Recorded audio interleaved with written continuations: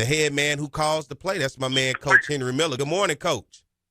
Good morning. Good morning. How you doing? Doing good, man. How about yourself? Oh, man, I'm making it one day at a time. I'm glad I got you on. I Blessed. was getting worried for a second. I said, God, dog, I should have sent a Man, SOS. I got my grandbabies here, and I was looking forward to it. They distracted me for a few minutes. I was behind for a few minutes. Ain't nothing wrong with the grandbabies, man. Listen, that's just you doing your part. Coach, let's jump right into it, man. Let's talk about the defense, right? Been the bright spot for this Southern team.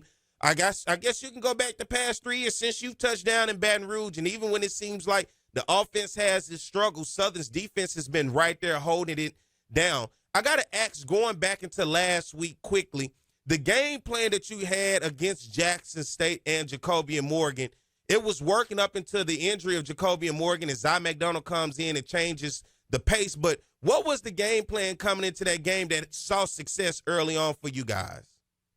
Well, of course, we knew we had to stop the run, and that meaning number 5.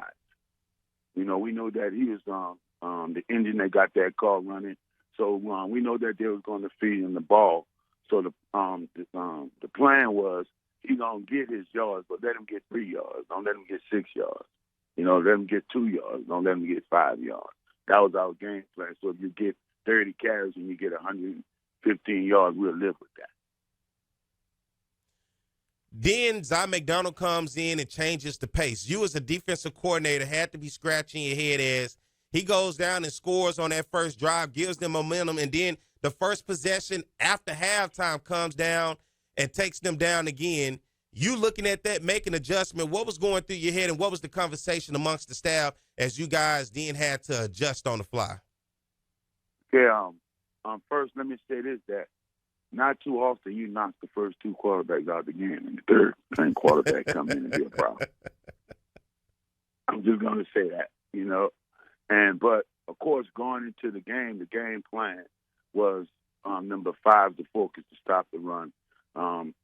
15, throwing the bone ball, you know. So the game plan had to change when he got in, but then angles had to change. So when he got in before halftime, you know, first of all, I was trying to figure out how can we contain him because we didn't had enough time. We never saw him on tape. When you ever seen him on tape, it always was 15, 6, and even number 12.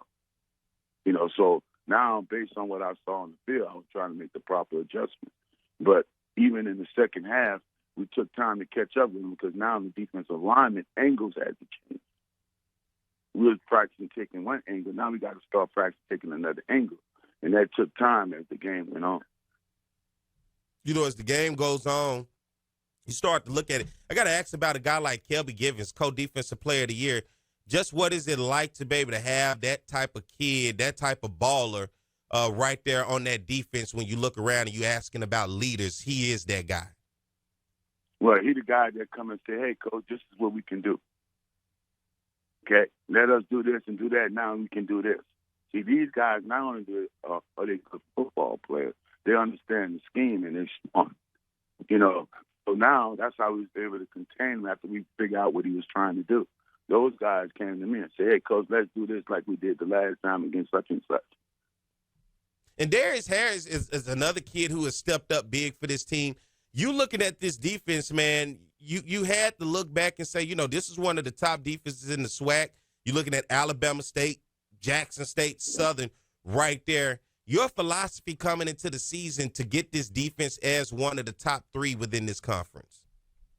Hey, you know, every year since I've been here, and especially this year, we preach one thing, G to G. And G to G is going good to great. And we just haven't made it to the great part of what I'm trying to get to, but we saw a lot of success. And we still going to be pushing for that. You know, you got to be willing to be great because good is not good enough. Once again, it shows. All right, now as we continue this conversation, Southern's defense in this past season, as we put a bow on it on last weekend in the SWAC Championship, ranked 3rd in the conference, giving up an average of 300 yards a game. And then when you look at the rush defense, Southern's rush defense ranked 5th in the conference, giving up an average of 148 yards a game. And then on the passing side, Southern's defense in pass defense, number 1 in the conference, giving up an average of 152 yards a game, you looking at your defense, man, the philosophy and everything else with the talent. Now, as we move forward into the spring, what are we losing? Anything that we're losing? Anybody talk to me about that, of whether it's graduation or the portal? Well, and I'm gonna start with the graduation. Of course, we'll be losing Cotton and Willie Miles. Guys that interior that have been around here a while. That the scheme helped them be great football players. Good football players. And they succeed at the end. So going forward, we have to be able to go in and get some guys inside tackles. Replace those guys. And since we have to replace them, now we can start building them. Getting a little bit more bigger. A little bit more faster, so they can be able to, fill those gaps a little bit better. For us to transfer portal, you never know how that go. You don't know how that go until it go. We would hope that everybody would come back, but you know how this world is built right now. Especially me. Seem like every year I lose a player to the transfer portal, and not just a player. An important piece or players that was important piece. So you have to learn how to keep adjusting. So you don't know what the kids are thinking. You know what you're trying to build. And, if they, you want them to be around, but if they're not, then you got to be able to get in, find some players that can come and help you be successful. What would be your biggest area of concern in the recruiting trail for you guys next year that you want to see beefed up? Our defensive tackles.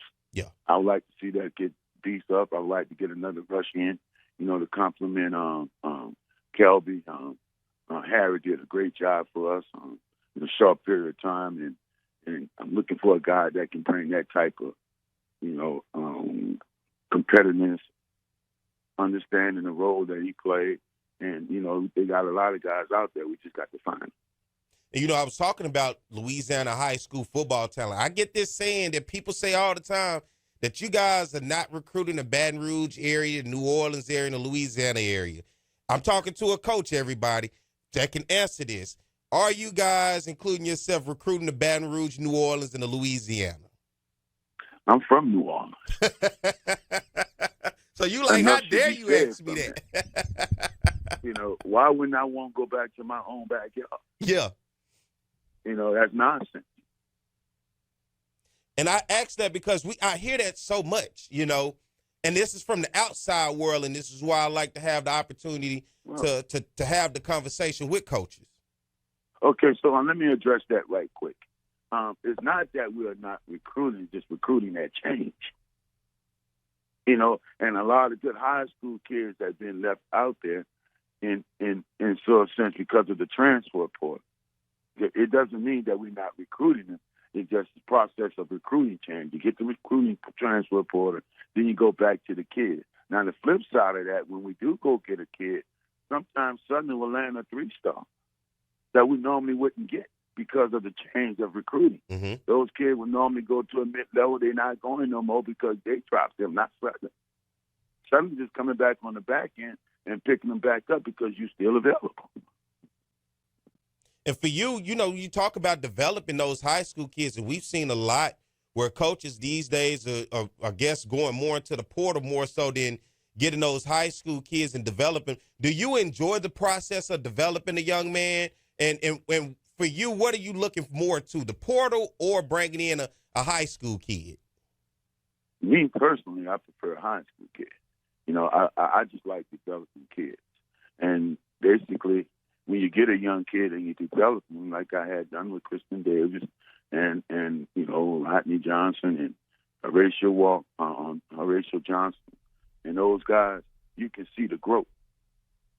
You can see each year, you can see the growth. When you get a transfer guy, they coming in already being coached, different stuff. So now you got to figure out, without changing all of their techniques, how to get their skills to fit what you're trying to do defensively. And that just would be the bigger change, whether a guy can make those adjustments because you've been used to doing something for a long time. Now, of course, saying, hey, in my scheme, I want you to do dot instead of B. And that could be problems sometimes. But for the most part, everybody would love to still recruit high school kids. But we just know that the way the world is built, 18-year-olds going against 23, 24-year-olds just ain't going to cut it. And I want to give you your flowers while you're right here, man, because I think nonetheless, anybody who watches Southern football has to be impressed with what you see from Southern's defense. Southern's defense has kept them in games over the years. And the fact that, like you said, you work with what you have, you continue to develop, and you get out here. And there's a reason why we have the SWAC Defensive Player of the Year in Kelby Givens. There's a reason why when you look – and did you feel slighted when you saw the all-SWAC selection? And it's like you're looking at your defense as the third best defense in the conference, and it's like, where are my guys at? And yeah, I felt slighted. Not only that, even if you look at the FCS mark where these guys are ranked, they're number one in the tackle for loss. And I just don't get it. I don't understand. They're number 4 in pass defense. Something like that. I just don't get it. But, like I told them, don't let that be the final decision. When people watch the games, they know that we had a good defense out there. So, whoever they chose, they chose. But that didn't put a damper in what we had accomplished here at Southern. And, I like to have you stick around, Coach, because, man, look, you are a good dude, man. You stay out the way, but you get the work done. I know when it's really good, because when you throw them shades on, man, I know he in his zone when I see you with the shades. But I just wanted to give you flowers, man, because I think anybody who watches, once again, has to be impressed with this defense. Now, moving forward, 2025, right, we'll be looking at Southern starting the season off against North Carolina Central in the MEAC SWAC Challenge. I know that's a long way from now, but just as you build your biggest emphasis going into the spring of what you want to do to help enhance this defense to the next level. We just want to figure out how we can get to the next step. So, we've been good for too long. We have to be great, and something is stopping us from being great. And when I mean being great, I mean taking advantage of moments like the SWAC Championship game. We should have won that game, but whatever it is, and not being able to contain the quarterback, the third-string quarterback for the first 4 or 5 series, I put that on me. So stuff like that ain't gonna never happen again. I like that. So we're gonna figure it out. I love my guys.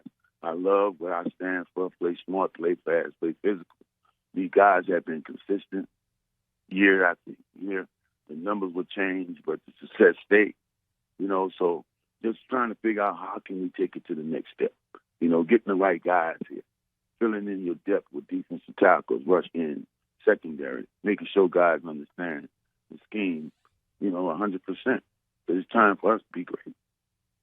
I appreciate that, Coach, because you know what you just did? You had accountability. And I can appreciate accountability when the coach says it's on me. We got to get better. Thank you, Coach, for this morning, taking the time out, man, and being able to talk to me. That's the voice of Coach Henry Miller, Southern University defensive coordinator. Hey, appreciate you, Coach. Okay, thank you. Anytime, my brother. Peace and love. Yes, sir. Yes, sir. Peace and love.